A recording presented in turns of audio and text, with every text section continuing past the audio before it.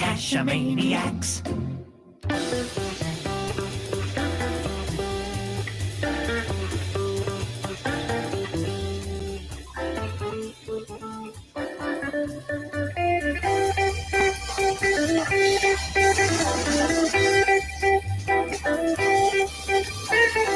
Geo Gearheads. Hey, welcome to Geo Gearheads. This is episode 474.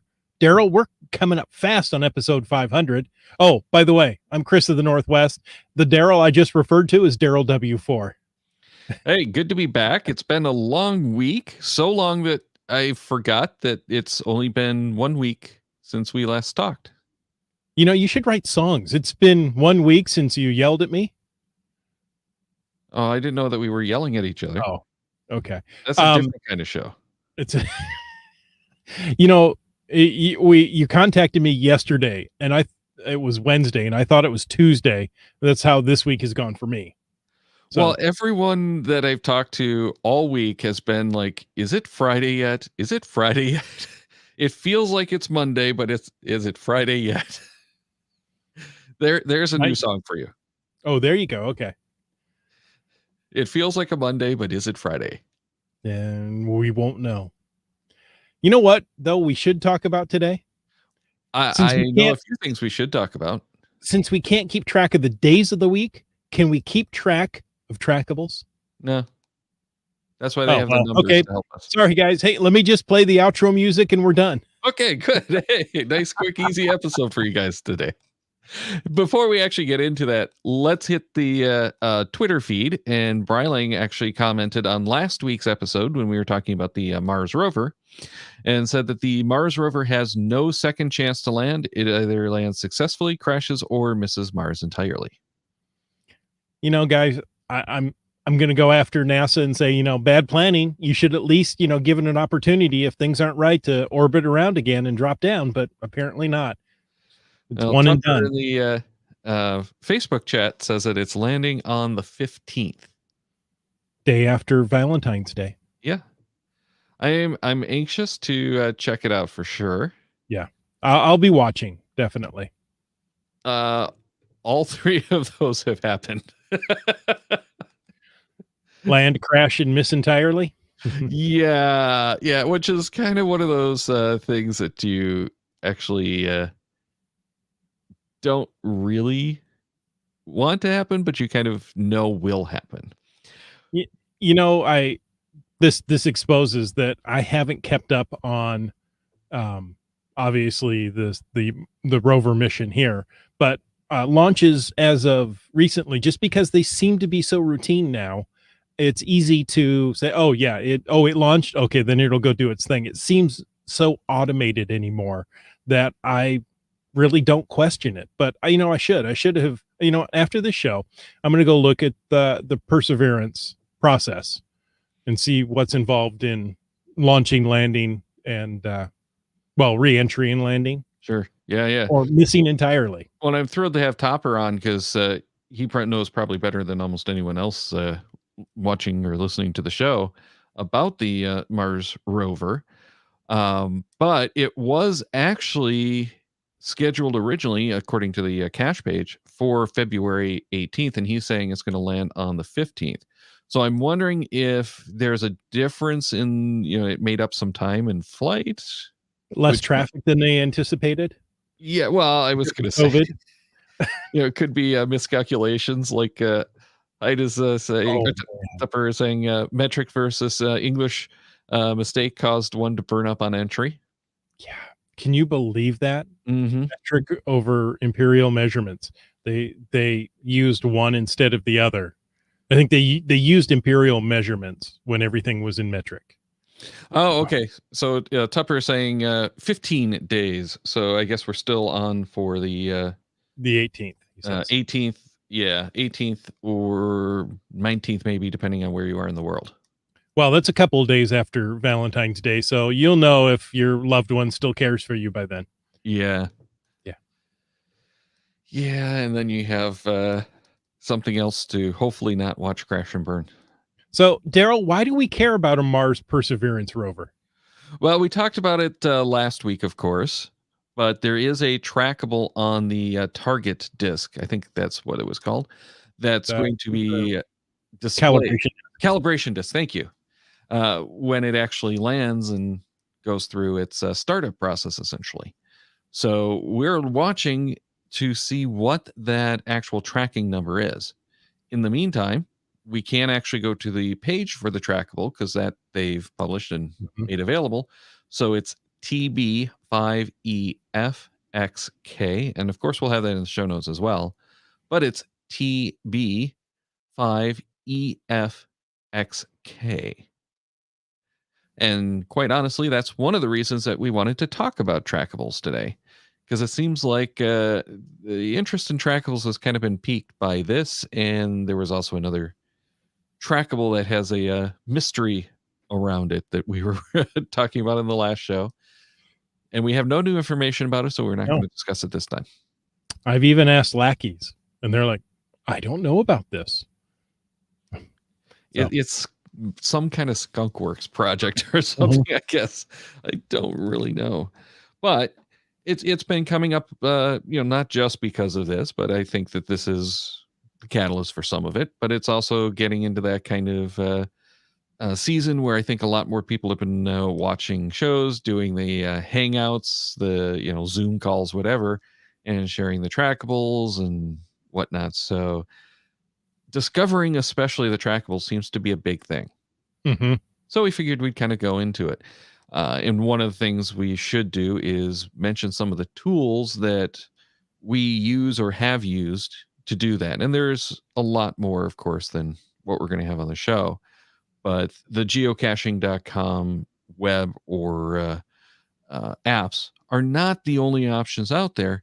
And that while they're good for doing like one or two trackables, Yep. when you start getting into multiple trackables, they can be a little bit cumbersome to use. Mm-hmm. Exactly. Well, should we get into the list? The first one that I think I've used is called Log Them All. It's on logthemall.org. And this was great early on. I haven't used it in a long time. You can put in a list of TB codes and discover them all. Yeah, you can do the discoveries. You give it the text, and it drops the text in there. Mhm. So it really really handy if you've got that list that's pre-populated.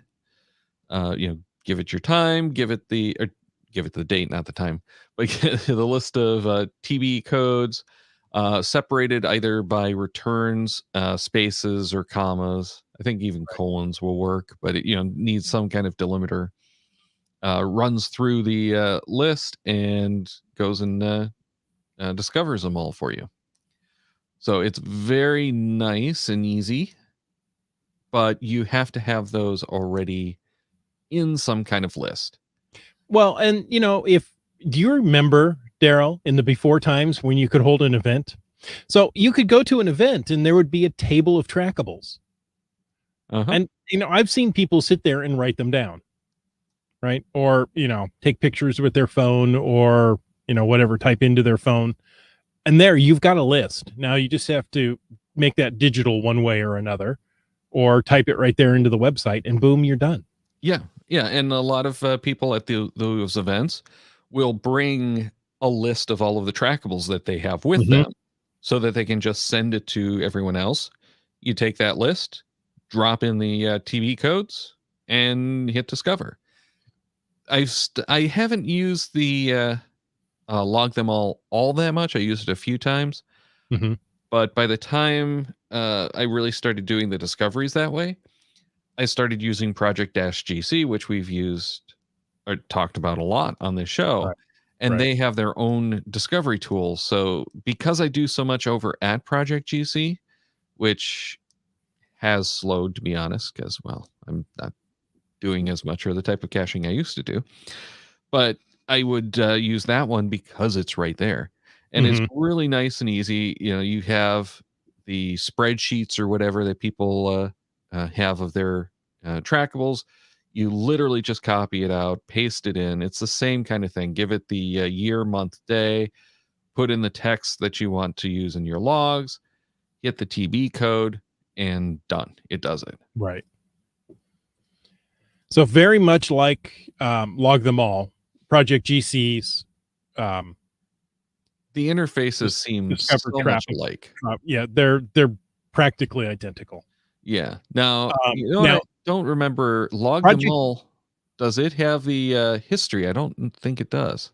Mm, And that's one of the nice things about Project GC is it gives you the history hmm. and status of all of your logs. So if something fails, it will show up in that list. Nice, nice. Now, Project GC does say up to 1,000 trackables at once. Well, that's a pretty good number. I was going to say, I think that might actually be a limit of the API. Mm. I don't know what the API limit is, but I thought there was something on the API that it's at least throttled to X number of logs during a certain period. Now, Daryl, have you seen? Well, in the events that you could go to. I'm sorry, I want to say, well, when you go to events, not everybody's going to events.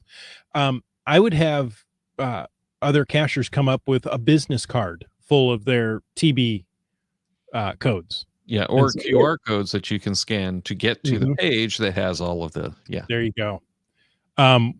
One gentleman in our area has a bunch of tattoos. So, rather than taking pictures of various body parts, which can be awkward, he hands you a business card and said, here's all the codes. Okay.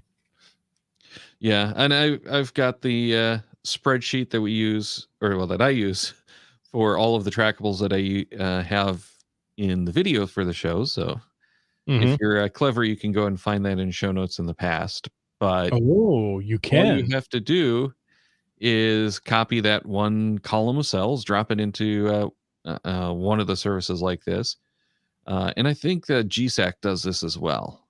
Though I haven't actually used that one. But, copy that, paste that in, and you can get all of the 400 or something, I think, trackables that have been on the show. It Hmm. seems like an awful Bada lot, bing, but bada boom. Well, yeah. we're at 474, so Yeah, but I didn't start doing that. we didn't do uh, it on every show. no, it was a later thing. Hmm. Yeah, I had done it in a couple of shows. People kinda got into it, so I ended up doing it for all of the shows, since then, including some of the shows that I didn't actually make it onto.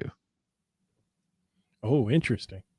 Yeah, well, if I was planning on being on the show, I would allocate the trackable, and there are Hmm. even a couple of them where, I had gotten sick that I sent you guys the, tracking number to print up and put on the show. So, it's 189 as of this episode that Okay. are up there. And they're not actually all even for Geo Gearheads. I've done appearances on some other shows and put the trackables in there for Discovery too. Interesting. But I like doing that just for the fun. But it's a great way to handle going to the megas, gigas, and okay, Hmm. here's the Excel. Well, it's not Excel. Sorry, here's the The Google text Sheet. file. Hmm. Well, no, yeah, I do it in the Google Sheet, and the way that I've done mine is to have the link so that it takes you right to the discovery page on geocaching.com, which is a simple formula. So you give them the share link to that spreadsheet. It has everything there. They can't edit or anything, but you can go in, make all those changes, do the hyperlinking, make it, it's a Google Sheet. So you can just highlight that cell, copy, paste, and it's really handy for people to do. Nice. You do a lot of extra work rather than just give them the code and say good luck. Yes, but I set it up once, and now it's just a matter of pasting in the GC number, or not the GC, the TB number, TB and number. yeah, so it's not that much work once you have it set up. Hmm. So handy way to do it. If anyone is interested, maybe we'll talk about doing that part of it again. But not hard, very easy, and it's really handy for heading out to those events. But at the events, one of the things that I really love to do is run around the parking lot scanning the cars Hmm. for their TVs. It is totally geeky, but I really get a kick out of doing it. One, to see how many cars have the codes on them. Not all the cars have them like on the tailgates or Right. trunks or whatever, because that's the most common. A lot of them will have them on the windows.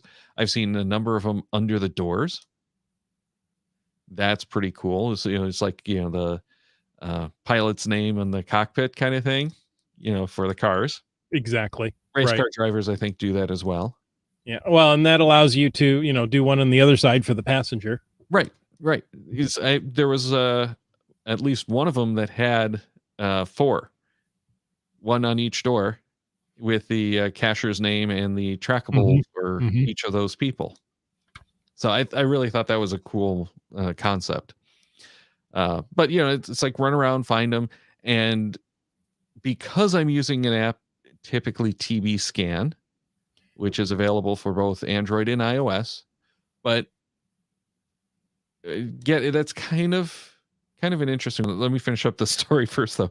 But one of the things I enjoy doing is playing with the apps and seeing which ones they scan and which ones they don't. Because when you're getting into Mhm. the optical character recognition (OCR), it gets rather picky about the characters. It doesn't like handwritten characters a lot of the time. If it's anything wrong, like a chunk missing from the character, it starts crying and weeping because it doesn't know what to do. And most of the OCRs prefer dark text on a bright background.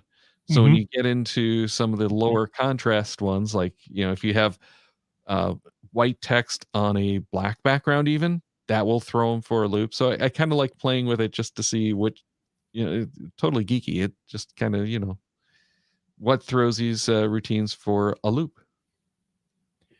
And TB Scan was the first app I remember using that, used optical character recognition, and it did a fantastic job Well, and the in good author of that lighting. one, yeah, the author of that one had started with one of the Mhm. off the shelf OCRs and didn't like it and ended up coding his own. And I wanna say he was, what, 14, 15, 16 I don't when think he he did was that? that old when he created it. I think he was like 12 or 13, but when he Okay. actually released it, I think he was a few years older. But it was a What have I done cool. with my life? Yeah, I know he's one of those guys. But it's one of those things where you tailor the OCR to work best for this kind of stuff. So TB Scan does seem to work better than most of the others that I've used, but not in all cases. Right. But I like this over a couple of the other ones we're going to mention in a little bit because it is built for doing exactly this: scan a ton of trackables. If you have the uh, upgrade, the premium, which is a $3 one-time purchase, which is well worth it if you're going to actually use it, it is awesome, and you can take those lists before you actually hit the discover and email them off to like your friends. I email them to myself just in case Mhm. something goes wrong, so that you can have those to discover with log them all or project GC if something happens and it doesn't actually take the logs. But it's really handy and easy Yeah. to do all that. Now Well, I and say that it's a free app, so, give it a it's shot. It yeah, doesn't it's cost you free. anything. It's There free, is but it's $3 in-app to use it. purchase of $2.99, $3 to get the pro features, Right. which are significant. Yes, but here's why I say that that's a disservice in the free. I've run into so many people who have downloaded the free, tried it, gotten frustrated with the limits of the free version, and then decided to delete it and never use it again. Hmm. Because if you don't have the paid upgrades, you're limited to, I think it's like 3 or 4 trackable discoveries at a time. Okay. It doesn't do some of the other modes. Like you can't do what is it? I think you can't do grabs, and that's one of the nice things about TB Scan is it will let you do the Mhm. grab and retrieves and that kind of stuff as well. In the dip. Yep. No, I don't think it does the dip, does it? Because it Got doesn't. it. You have to do the logging, the cache logging to do the dip. Okay. So I don't think it does that. I think it's only for picking up or discovering because it doesn't do the cache log. I could be wrong because I haven't been to an event in over a year, so I haven't used TB scan in over a year. But it's really great when you have that pro feature because you've got all of those functions. You can do that export. That export is not available unless you have the pro version. Right.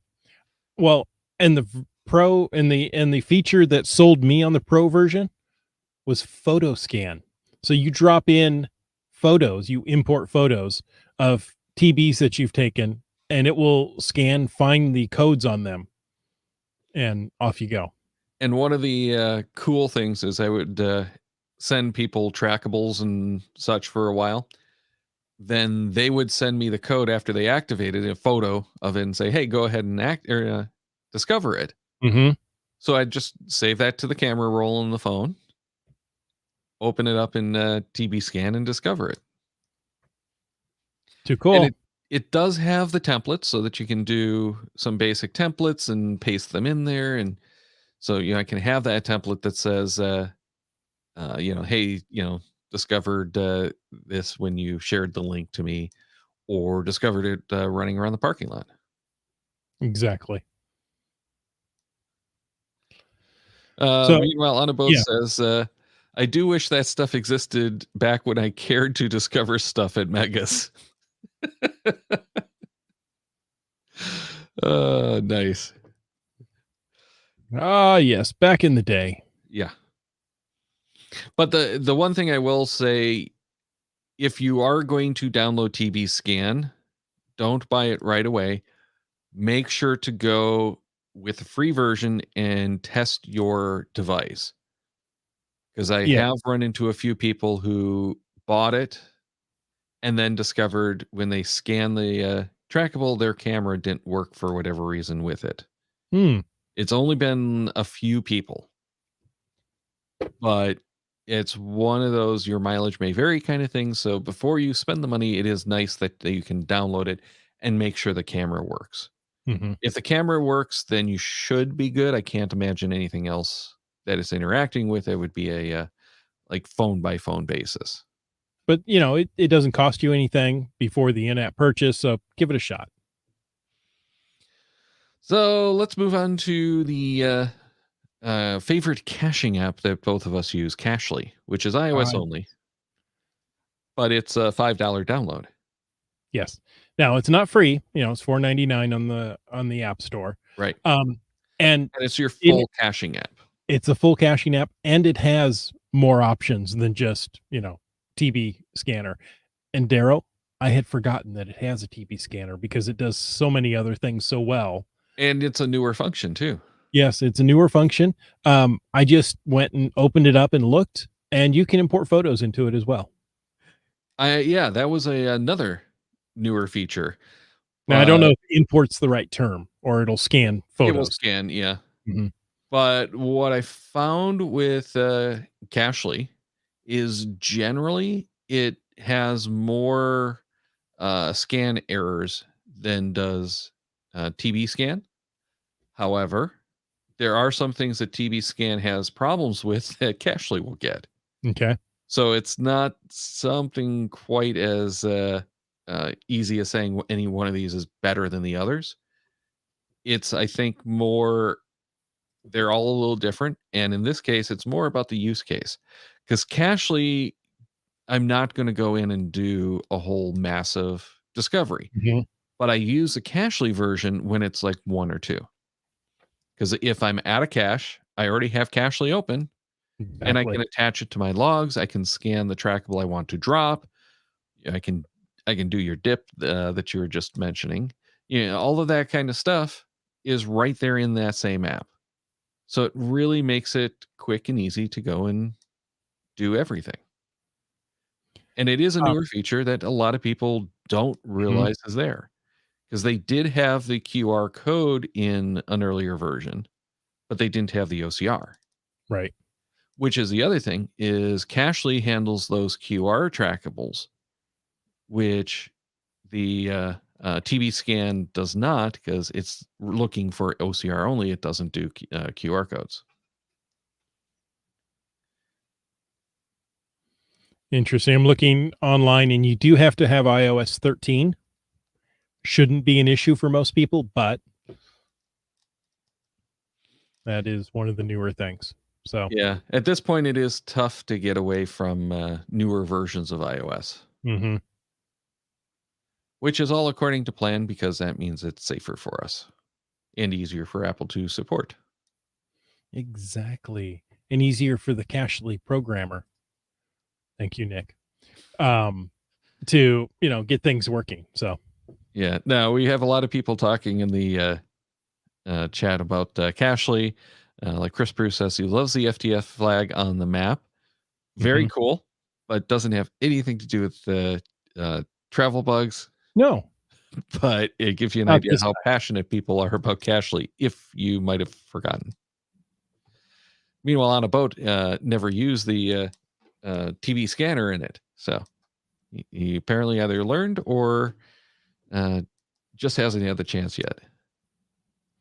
When it came out, I used it, but I'm not a big trackable guy. So, Hey, when it came out, I was actually able to go out and do some caching. ooh. It hasn't been the case so much. I only got 20 caches last month. Well, this is a shorter month, so if you do 20, it'll be a higher percentage. This is true. But with the way the weather is going right now, I'm not sure we're really going to be able to get out this much. Mhm. It's gotten cold, and now we're getting more snow again. Yeah, you got hit pretty good, didn't you? We didn't get that much, really. It was Chicago got hit really hard. Okay, so yeah, I was watching as the storm was going east. It takes a little swirl there around the lakes. Hmm. Like, hits Chicago, swirls around the lakes, hits Chicago again, and goes back out. Yeah. Yeah, it does some interesting things. All right, so then we should also mention an Android app that does it as well, GeoGo. We've had him on the show a few times, and I need to get him back on the show to talk about GeoGo. And being that we are both iOS users, neither one of us have had a whole lot of experience with GeoGo. No, and he's had it in GeoGo for quite some time. Well, he had it in Geo Live before Right. Well, he had to in overhaul the it for Geo app. GeoGo. Yeah. So it is a $5 download to go to GeoGo now. And when we talked with him last, it was only version 10, and now he's up to 11. So, it's that much better now, right? Goes to It 11. has to be better. But again, it does the same type of functionality with the TV scanner that does Cashly, Mhm. and it's right there in your caching app. So it's an awesome way to go. And Mhm. we were talking about the Where I Go apps, and this is one of the This is one of apps them. in Android that does Where I Go. So you really can do almost all of your caching stuff right in the one app. That's really, really handy. Interesting. I didn't realize he's updated it to picture in picture. Runs apps with Geo Compass in picture in picture mode. So you can Pokemon and Ooh, cache together. that is really handy. Yeah, we So, definitely have to get him back and talk about that one. mhm. On a Boat says he recommends GeoGo to every Android user he comes across. It replaced CGeo for him after hearing about it here on the show back in 2019 Oh, or interesting. whatever. So yeah, definitely one to check out if you're on Android, Mhm. because again, it does all of those things in the one app, which makes it quick and easy. And especially if you're one of those people who likes to cache and do the travel bugs, which hopefully people are, then this is a great way to handle it again because it's all in that one app. You don't have to type in those numbers. And Mhm. especially for those of us with gloves and the colder weather right now, that can Yes. be a real time saver and finger saver. Have I Yeah. mentioned recently that I'm not a fan of touchscreens in winter? No, I hadn't even noticed. Wow. Oh, boy. So Geo will show you the goal of the coin or trackable, and then accumulate the codes and bulk log them later. You can share these batch codes with others nearby wirelessly. Along with auto visiting TBs when logging caches, it couldn't be easier to enjoy Trackables. That is another good note for those of you who have like a T-shirt, a car trackable, even a coin that you use to track mileage, that kind of stuff. You can do the auto visits here. It's very, very cool.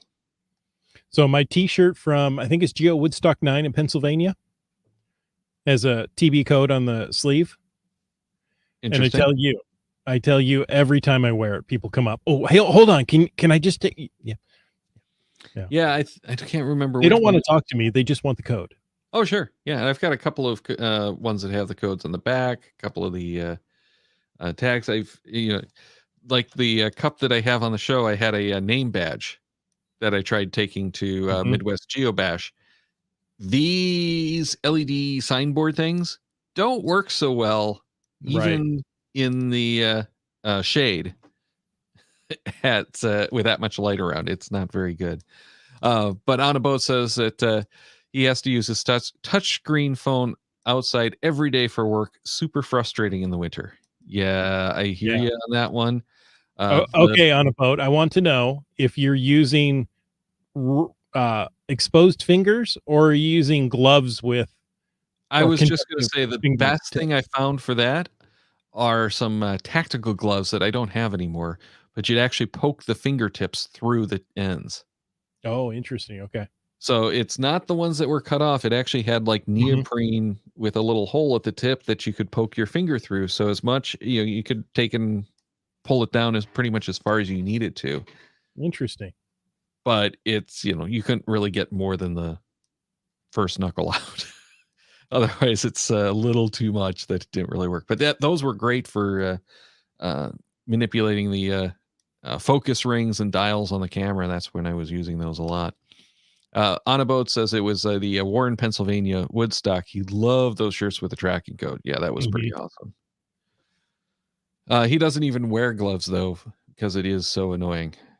Yeah. Sorry. They have the fingerless gloves at the Bass Pro Shop, and I keep looking at them going, they're only like $10. I should try them again. I have fingerless gloves that I used for work at one time because I was climbing ladders, but I still needed to, do fine adjustments. And, you climb ladders. Well, I just need it across the heel of my hand there or not the heel, but this part of the hand. And, yeah.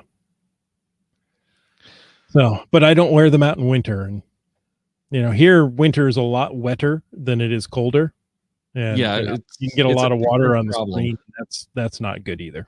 No, well, yeah, and you get the water on the screen and you start getting erratic touch behavior because it thinks that the water is a touch. Conductive all over. Yeah. Right. So, even if it doesn't register the drop as a touch, when you actually activate somewhere else, it says, oh, now you've got two fingers on here. Why are you trying to zoom in this window? I'm not. Stop zooming. So that's our list, though, of only 5 different apps that we've actually spent some time with and used for discovery. Let us know on the apps that you use and how you like to use, and we'll talk about those in a different show as well. Because it's fun. Everyone has different tools. We did mention GSAC, which I know a lot of people are doing because they get that extra functionality in the logging of them, because it does have the cool macros that you can run there. Exactly. Yeah, GSAC will let you, with the right macro, you can do anything with a trackable. G9 says that HQ changed the placement of the trackable code on the Lackey wear from the chest to the sleeve, and you can understand why. Yeah, definitely a good move. So now if you're taking those kind of pictures, well, you're just a creep. Anabo says makes sense. The sleeve is always the better option. Yeah, the ones that I have are mostly on the back of the shirts, which isn't as much of a creepiness issue, but that's where my backpack is. Yes, or you put a jacket on. Exactly. And then you get people who are like, whoa, wait. You know, you're talking to me? Yeah, I'm trying to take your picture and you're walking away. I'm trying to get the TB code. Oh, okay. Uh-huh. See, another good reason that if you're going to do these kind of things, just hand out a QR code or a list or whatever. Yeah, it's a little bit frustrating to try to, and right now, who's going to want to grab a business card from you? But, Yeah, that's nice true. little business size QR code is really handy to pass out. And Well, but Daryl, then you have to switch apps, right? You can't scan the QR code in one it, of these TV it scanners. depends. If it's the QR talker style, then yes, you can just scan it in like Cashly. Really? Yeah, we were just talking about that. The QR talkers were the first thing that you could scan. They didn't have the OCR. But if you scanned one of the QR talker tags, which are also available in like the tags for your car, Mm-hmm. there's the I think they do magnetic and the decals. But if you do those, then you can scan them and it takes you right to the cache page. I'm gonna find out. Nick and I had a conversation about how he was doing that, and I don't remember how those URLs are constructed. Well, it But doesn't work with just a straight QR code. no, it has to be the right URL, because I've got those ones that I'm using that take you right to the log page when drop the Mm-hmm. code in. That doesn't work because the QR code has a different formatted URL, differently formatted URL. But the URL for the QR talkers does work because it can parse that, grab the actual code out of there, and send it to geocaching.com. So there's multiple ways to encode it, and not all QR codes work. You have to take one of the QR talker tags and use that as its sample, not the cord.info or the, what is the one I use? Right click on the log and you can do it. I don't remember how I did that. I'd have to actually go back and look up an old article that I wrote up on it to figure out what I did, which is usually what I have to do anytime I need to redo one of those. But you can do cord.info /t/ the tracking number, I believe. I believe you're right. And that will take you to the page and let them hit the log. And that will work for almost everyone. But you'd have to try it to make sure. Okay, Ian says that he's trying to make it to the end of the show, so maybe we should take off and give him a little bit of a break. Because he's Okay. super tired. But yeah, definitely let us know what you're doing with your trackables, how you like to discover them, how you like to share them. And we'll add that to one of the other questions. Okay, wait a minute. On a Boat has one more question. Okay, He's too here's tired. my quick question for the show. How many trackables do each of you own? I have no clue. And it depends on if it's how many trackables do I have in my account or in all of my accounts, because I have the 3 accounts. One was a project that ended up dying, and I move all my missing trackables to that one. And that one I think has a couple of hundred too. And Well, then I got the Cache Maniacs, which has all the ones that we released for the original Cache Maniacs series. I know I haven't activated them all. It says 67 for me on my. Ooh. Well, I got you beat for that then. Oh, I'm sure you do. Active on my account. Sorry, hang on. I got to scroll all the way down here. And it has to finish loading. I only have 556 on my account. So I would guess in total somewhere just over 1,000. Now I'm curious. See, Ian, you're going to keep me up all night now wondering what I did. All right. But yeah, definitely drop us a note at geogearheads@cachemaniacs.com and let us know what you're doing, again, for your discovery and for sharing to other people. Mm-hmm. And check the Cache Maniacs website for show notes for this and more on all of our episodes. We love hearing from our listeners, so leave us feedback by emailing geogearheads@cachemaniacs.com or through social media. Your support helps keep the Cache Maniacs shows coming. Please consider becoming a patron and link. Please consider becoming a patron through the link on our website to support the Cache Maniacs shows. Geo Gearheads is produced by Chris Hoffnauer and Daryl Wanberg. This show is copyright 2021 by Daryl Wanberg. All rights reserved.